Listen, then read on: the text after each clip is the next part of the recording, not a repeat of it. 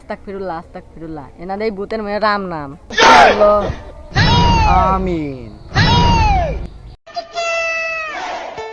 ভাই এভাবে তো আর বেকার বসে থাকা যায় না, আজকে একটা চাকরি জোগাড় করতেই হবো। আস্তাগফিরুল্লাহ আস্তাগফিরুল্লাহ, এনাদের এই ভূতের মেয়ে রাম নাম। আল্লাহ, আমিন। আমার চাকরি লাগবো না। কে তুই কি বড় লোক হয়ে গেছো? চাকরি খুঁজতে খুঁজতে আমার জীবনই টানা টানা, এখন চাকরি আমার খুঁজু। চাকরি খুঁজবো না পুলিশ খুঁজবো? তোরা হাসিস না রে, আমি একটা চাকরির খোঁজ পাইছি। কি চাকরি?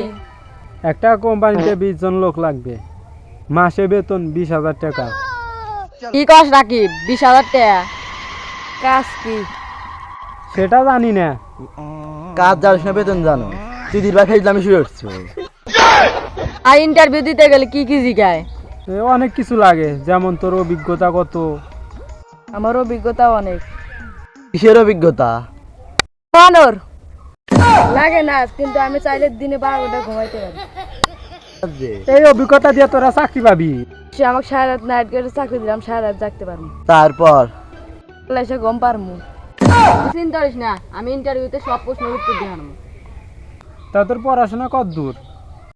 স্কুলে গেছিলাম, তা ভেবলাম আমার দ্বারা পড়াশোনা হবো না, তাই স্কুল থেকে বেরিয়ে আসি। তুই তাহলে শিক্ষিত না অশিক্ষিত? না, আমি মাঝামাঝি। মাঝামাঝি আবার কি? বই খুললে অশিক্ষিত, বই বন্ধ করলে আমি শিক্ষিত।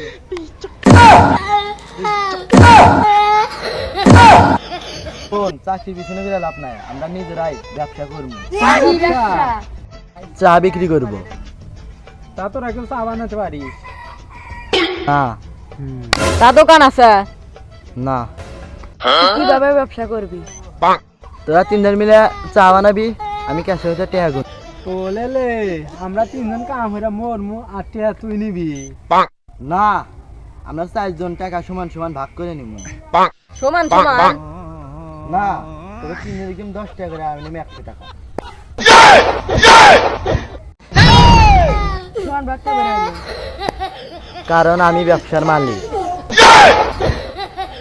এই ব্যবসা শুরু হওয়ার আগে বাদ